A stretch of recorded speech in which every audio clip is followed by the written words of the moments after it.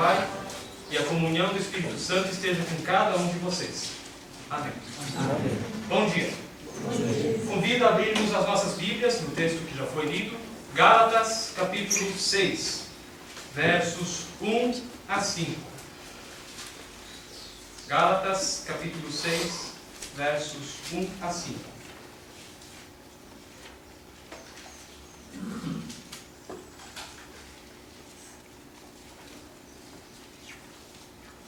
A palavra de Deus nos diz: Irmãos, se alguém for surpreendido em alguma falta, vós que sois espirituais, corrigi-o com espírito de brandura. E guarda-te para que não sejais também tentado.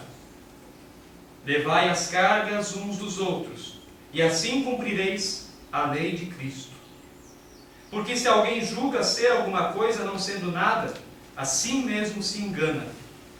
Mas prove cada um o seu labor, e então terá motivo de gloriar-se unicamente em si e não em outro, porque cada um levará o seu próprio fardo. Bem-aventurados são aqueles que ouvem a palavra de Deus e aguardam no seu coração. Amém. Mais um semestre está chegando ao fim. Em pouco mais ou menos de um mês, tudo está acabado. Trágico, né? Esta é uma mensagem de esperança.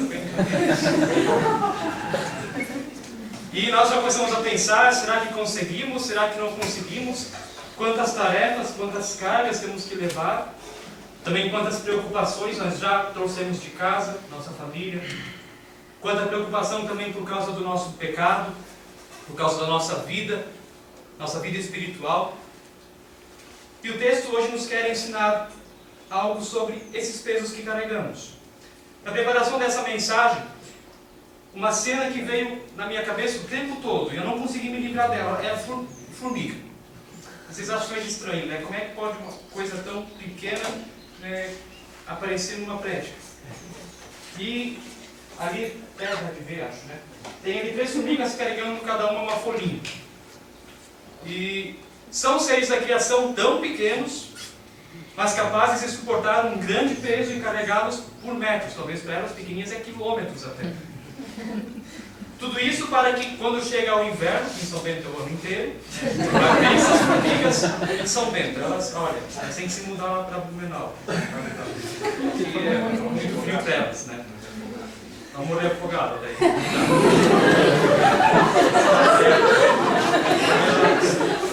E elas trabalham para conseguir mantimento. As formigas não vão reclamar no sindicato, nunca vi isso. Elas não protestam, nós queremos folga. Elas não reivindicam direito de folga. Fazem tudo que a formiga rainha manda. Vai entender a criação de Deus. Enquanto a formiga rainha permanece no ninho, confortável, as outras trabalham. Quanta injustiça social, não?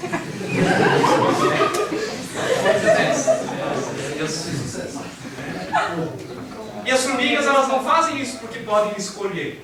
Elas não escolheram, elas são assim. É da natureza delas ser assim. Elas obedecem. E de grão em grão elas formam um ninho, que sempre fica aquele ninho grande, e de pedaço em pedaço alimentam uma sua habitação. Pois bem, e assim elas vivem, não sei se elas são felizes ou não, mas vivem carregando folha por tudo que é lado. A comunidade cristã da Galácia era formada por cristãos gentios. E Paulo define ela como inconstante. Ela foi fundada por volta de 48 depois de Cristo e, aparentemente, uma heresia judaica invadiu e tornou ela legalista. Os Gálatas amavam a lei. Né? A gente cutucar o outro é muito bom, às vezes. Ficar acusando o outro, né? E não olhar para nós mesmos. Paulo chama os Gálatas de inconstantes. E chega a dizer, está nos Gálatas, pode ler, lê o Evangelho de Gálatas. Eles perverteram o Evangelho fazendo isso. A partir do capítulo 2, o tema transversal da carta é a lei. O homem não é justificado por obras da lei, mas mediante a fé em Cristo. Paulo vai dizer que nosso velho homem está crucificado com Cristo. Já não somos nós quem vivemos, mas Cristo vive em nós. Palavras conhecidas por nós. Ninguém cumprindo a lei pode ser salvo. E Gálatas 3:11 também vai dizer, porque o justo viverá pela fé. Paulo também se diz, não é inimigo de Gálatas, mas querer se auto-justificar pela lei significa desfazer o escândalo da cruz. Para Paulo, aquele que procura se justificar pela lei decaiu da graça. Fazer coisas para ser salvo. Carregar todo o peso. Coisas que nós não conseguimos fazer. Por isso, Paulo também afirma em Gálatas 5:14 que toda a lei se cumpre em um só preceito: amarás o teu próximo como a ti mesmo. E depois vem o fruto da carne, o fruto do Espírito. E Paulo diz que contra o amor, não a lei. Paulo escreveu essas palavras de próprio punho e ele diz com letras grandes. Para a gente imaginar o que ele estava dizendo. Letras grandes. O texto que nós lemos é algo que os Gálatas devem fazer. Já que os Gálatas gostam tanto de ordens, Paulo dá a eles um imperativo. Vocês gostam de lei? Então vamos falar de lei. Levai as cargas uns dos outros. Levai aqui no grego é um imperativo. É uma ordem. Levar as cargas uns dos outros é uma ordem que Paulo concede aos Gálatas. O termo original significa também pegar sobre si. Já a expressão uns aos outros é muito comum no Novo Testamento. Nós poderíamos arriscar dizer que todo o Novo Testamento é uns aos outros. Nós vivemos para nós mesmos e a Bíblia, no Novo Testamento, fala uns aos outros. E a gente insiste em viver para nós mesmos. A gente não se entende às vezes. E os Gálatas devem tomar as cargas uns dos outros como uma propriedade própria, algo próprio. O termo ali é posse. Fazer das cargas do outro as próprias cargas. Os Gálatas devem ter pensado tanta coisa que nós poderíamos tomar posse, de bênção talvez, né? Hoje em dia é muito comum essa linguagem, bens, né? É melhor lá Atos 2 dividir os bens entre todo mundo, né? Tomar a posse dos outros, a carga dos outros não é tão legal assim. Mas é isso que Paulo fala, levar as cargas dos outros. Ninguém poderia arriscar dizer que não tem cargas para levar, e nós ouvimos isso na devocional inteira até aqui. Já lá no João 1. Aquele que diz que não tem pecado, já está pecando. Está mentindo. Pecados, problemas relacionais, excesso de estudo ou trabalho, a idade. A própria vida pode se tornar um fardo. Podemos ter vontade de dormir e não acordar mais. Ser cristão não significa estar prevenido de carregar pesos da vida. O próprio pecado é uma maldição que nos persegue dia após dia. Todos os dias nós pecamos. E o pecado se torna um fardo insuportável. Paulo deseja aconselhar os Gálatas. E o texto inicia, versículo 1, se alguém for surpreendido em alguma falta. O pecado é a doença humana. A lei não serve para nós acusarmos o outro e não olharmos para nós mesmos. Ah, você errou. Agora você está fora da igreja. Excluído. Não. Há remédio. Os irmãos devem sim se corrigir com brandura, mas cuidar para que também não sejam tentados no mesmo pecado. Na verdade, não é muito difícil repetir o pecado do outro. O pecado alheio. Quem acusa o pecado do outro deve cuidar de si mesmo para não cometer o mesmo erro. E nisto vem a ordem, levai as cargas uns dos outros. Se o irmão errou, e nós vimos ele errando, e nós julgamos ele como se nós fôssemos melhores do que ele, nós estamos colocando mais carga ainda nas costas dele, ao invés de pegar a carga e tomar sobre si. E Paulo fala que ao levar as cargas uns dos outros, nós cumprimos o quê? A lei de Cristo.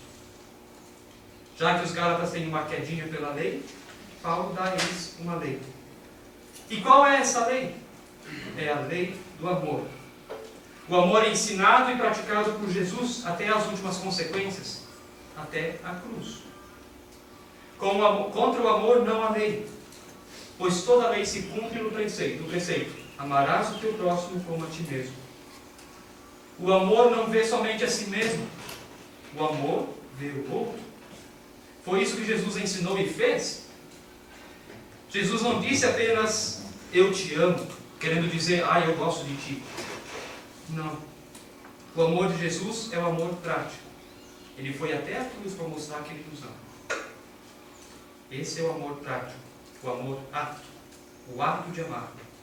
Amor que não podemos ter ou produzir por nós mesmos, mas que Deus nos concede e deu a nós, como exemplo, na sua obra de cruz. Levar as cargas uns dos outros é o mesmo ato de amar. Assim como Jesus carregou o nosso fardo na cruz, nós suportamos, no sentido de dar base de uns para os outros. O Novo Testamento não nos ensina a vivermos somente para nós mesmos, mas a vida sempre é uma vida a serviço do outro. O pronome uns aos outros é muito frequente. Uns aos outros é a maneira deixada por Jesus para que a igreja viva o Evangelho. Ninguém vive o Evangelho para si. A igreja não é de um só. Mas uns aos outros não é um fim em si mesmo. Depende do verbo que acompanha. Amar uns aos outros, servir uns aos outros, consolar, suportar, sujeitar-se, edificar, acolher, consolar, exortar. Várias palavras que aparecem no Novo Testamento, acompanhadas de uns aos outros. O Novo Testamento não nos ensina a ficarmos em nós, mas a olharmos o outro. O amor cristão não vive para si e não age somente para si, mas a ação é sempre recíproca, de um para com os outros. Esta é a lei que Jesus deixou, e ela é tão básica que norteia a vida cristã no Novo Testamento. Já que os Gálatas desejam tanto cumprir leis, Paulo deixa a eles a lei do amor. O mesmo amor Paulo traz lá em 1 Coríntios 13:7, nós conhecemos esse texto. O amor tudo sofre, tudo crê, tudo espera, tudo suporta. Levar as cargas uns dos outros é dar suporte em momento de fragilidade. Mais simples que isso. Levar as cargas uns dos outros é amar. Isso não se faz para a salvação. A salvação já está consumada. Mas nós levamos as cargas uns dos outros porque assim ordenou Cristo. Tem também o versículo 5. Quando eu li o texto, caí quase na tentação de deixar o versículo 5 de fora, porque ele é estranho, parece que ele contradiz tudo que a gente falou até aqui já. Até o 4, levar a carga nos outros. Chega no 5, cada um levará o seu próprio fardo. Isso foi muito bem exemplificado no teatro que fizeram. É isso. Nós devemos levar as cargas uns dos outros. Mas isso não deve fazer com que nós não tenhamos carga nenhuma. É muito fácil tirar todas as suas cargas, leva, agora eu vou ficar de boa. Não é assim. Não é isso que Paulo está ensinando. Ele não está contradizendo o que ele disse. Na verdade, aqui aparece o cuidado de Paulo. Nós temos que voltar às formigas. Esses pequenos animais, eles dividem muito bem as cargas. Mas sempre tem aquela uma que leva uma folha mais grande. Não sei se você já reparou isso. Ela dá conta e suporta mais leve. Mas nenhuma formiga fica sem carregar nada. Todas elas carregam alguma coisa. Assim é também a vida cristã. Os irmãos podem nos dar suporte, podem nos consolar, podem nos ouvir, mas o pecado sempre é individual. O pecado sempre é algo nosso. Os cristãos cuidam e carregam uns aos outros, mas isso não cancela a própria responsabilidade, a própria carga. Todos nós pecamos e carecemos da glória de Deus. É inegável que todos temos fardos a ser carregados, seja o pecado, seja a tristeza, seja outras coisas. É disto que surge a confissão. Quanto mais achamos que podemos esconder nosso pecado de Deus e do próximo, mais ele tende a pesar em nossas costas. Quanto mais acharmos que podemos carregar o mundo inteiro sozinhos, tanto mais iremos perceber que não aguentamos tanto peso. E confessar é a maneira que Deus nos deu de tirarmos o peso. Na verdade, Ele tira o peso. E nós podemos confessar diretamente a Deus, sim, mas também o outro está aqui para confessarmos. E nisso está uns aos outros. Há pouco tempo eu conversei com um pastor da nossa igreja e eu fiquei bem espantado com algo que ele disse. Ele falou que a maioria dos pastores da nossa igreja não possuem um confessor. Não possuem. Quantos traumas de ministério são levados até a aposentadoria e nunca se curam? Nós não damos conta de levar as cargas sozinhos. precisamos deixar nossa onipotência, negar ela e dizer para o outro: eu preciso de ajuda, me ajuda. E disso nós queremos aprender algo também com o reformador Lutero. Sábado comemoramos os 498 anos da Reforma, quando Lutero fixou as 95 teses na porta do castelo. Mas muitas águas correram já antes disso. Lutero possuía um confessor chamado Johann Staupitz. Como sabemos, Lutero decidiu estudar teologia, né? Alguns livros relatam, lá caiu um raio, vamos estudar teologia para ser salvo. Né? Você está aqui estudando teologia, espero que não para ser salvo. Né? Estudar teologia ainda não salva, nem vai nunca salvar. A teologia da época afirmava que salvação era um processo que acontece dentro do ser humano à medida que ele se aperfeiçoa. O que isso significa? Você vai fazendo obras, vai sempre melhorando e um dia você chega lá. Né? Você dá uns dinheirinhos lá também, vai na tique lá do cofrinho e você vai para o céu. Né? Ou a alma vai para o céu. E Lutero era muito inquieto quanto a isso. E queria ser salvo, mas não achava como. Os pecados de Lutero o atormentavam tanto que ele achou que estudar teologia vai resolver o problema. O próprio Lutero mencionou: eu me torturava com orações, jejuns, vigílias e congelamento. Só a geada podia ter me matado. Nossa! Jejuei quase até a morte, pois muitas vezes passava 3 dias sem tomar uma gota de água, ou aceitar um pedaço de comida. Lutero levava o jejum muito a sério. O fardo do pecado e um homem tentando tirar o pecado com a própria força. Por isso ele diz depois: a minha força nada faz, sozinho eu estou perdido. Aleluia. Lutero sofria por carregar um peso que não podia suportar. Tudo que ele fazia para tirar o pecado só na verdade o aumentava. Além de Lutero, quem sofria com as confissões dele era o próprio Staupitz. Staupitz chegou a dizer que Lutero na verdade nem tinha pecado de verdade. Ele não matou os pais. Staupitz falou isso. Ele não blasfemou contra Deus. Ele não adulterou. Ele vinha lá com os pecados que nem sabia se era pecado direito. Por isso Staupitz recomendou que Lutero fizesse uma lista na qual havia pecados de verdade. Ixi, Staupitz chegou a pedir para Lutero, não sei se eu posso falar isso aqui, acho que eu vou falar, para ele parar de fazer de cada peido um pecado. Staupitz falou para Lutero. E o Lutero está em crise, porque ele não consegue se salvar, ele não tira o peso dele.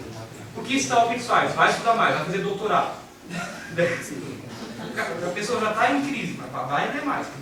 Tem que ler, tem que estudar. Lutero já tinha crise e chega, e Staupitz encaminha para o doutorado. Mas olha que interessante, foi no doutorado que Lutero redescobriu o Evangelho. Quando ele começou a estudar a Bíblia, porque o doutorado era doutorado de Bíblia. Lutero descobriu que Deus levou suas cargas na cruz e que ele podia viver pela fé. Staupitz era o professor de Bíblia em Wittenberg. E ele chegou ao ponto de permitir depois que Lutero assumisse o lugar dele de professor na faculdade. Louco.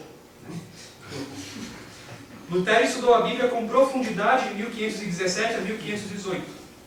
E nesses anos ele estudou Gálatas. Através do sábio conselho de um homem de Deus, aconteceu tudo o que aconteceu. O agir de Deus na história. Para Lutero, o texto de Gálatas 6, 1 a 5 é consolador. Para ele, levar as cargas uns dos outros é um preceito muito humano. E Lutero afirma que o amor ensinado por Jesus não é simplesmente querer bem ao outro, mas é o amor à ação. Esse amor carrega aquilo que é penoso e que não se quer carregar com prazer. Levar cargas não é fácil. Ninguém disse que é. Paulo também não disse que é. Tomar peso nas costas não é fácil. E para Lutero, o amor é doce, benigno, paciente, não em receber, mas em dar. E isso ele fala no comentário dele de Gálatas. Ele escreveu 2 comentários sobre Gálatas. Assim como Paulo afirma aos Gálatas, Lutero aprendeu a não carregar tudo sozinho. Assim nós também podemos aprender. E também acharmos um confessor. Eu não venho aqui falar hoje para vocês como alguém que entende do assunto. Porque eu mesmo já lutei com confissão de pecados. Aquele negócio assim, você peca, agora tem que ir lá confessar o pecado. Não, mas eu vou tentar de novo. Daí se eu não der certo eu vou. E daí cai de novo. Não, tentar mais uma vez. E você carrega isso, carrega até que você diz, não dá, tem que ir lá. Não adianta. Eu não consigo sozinho. Isso é uma luta que nós temos. E como é bom ouvir do confessor: os teus pecados estão perdoados. É como se o céu se abrisse diante de nós. É como se, nem consigo explicar isso. E Deus nos perdoa. Ele matou o nosso pecado na cruz. Nós estamos livres da escravidão do pecado. Isso não significa que a gente vai lá agora pecar de novo, porque o saldo zerou. Não. Pelo contrário. Agora é recomeço. De novo. Talvez nós não confessemos medo. Uma das coisas que mais faltam hoje em dia é confiança. As pessoas não são confiáveis. As nossas igrejas estão cheias de fofoca. É um telefone sem fio, sai daqui uma pulga, chega lá um elefante. E acontece isso. Encontrar alguém de confiança é difícil. Alguém que ouve, aconselha você e pronto, fica ali. Ao mesmo tempo, nós devemos avaliar se nós mesmos somos confiáveis, para que pessoas também venham a nós confessar pecados. Nós guardamos ou espalhamos para o mundo inteiro? Especialmente os homens têm dificuldade para essa abertura. As mulheres têm mais amigas, elas conversam mais. Os homens, eles já são mais... Eu sou homem, eu não posso. Nós, homens, também somos pecadores, também temos que aprender com isso. Carregar o fardo do outro, ou ser carregado, é um preceito do cuidado de Deus e que Ele deixou para nós, para agirmos assim uns para com os outros. Não sejamos teimosos, egoístas ou individualistas, ao ponto de não conseguirmos nem compartilhar um peso. Aprendamos com Paulo, com Staupitz, com Lutero. Vamos buscar ajuda, confessar o pecado, fazer a experiência. E eu entrego tudo a Ti, tudo a Ti. Vamos buscar nosso irmão que sofre, ao invés de esperar que ele venha até nós. Como é bom quando você não está muito bem, alguém diz, você não está bem. Isso ajuda. O amor cristão é atitude, é ação. Nós amamos porque Deus nos amou primeiro. E é final de semestre.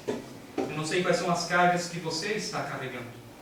Talvez a carga acadêmica, talvez uma carga pessoal, uma carga espiritual.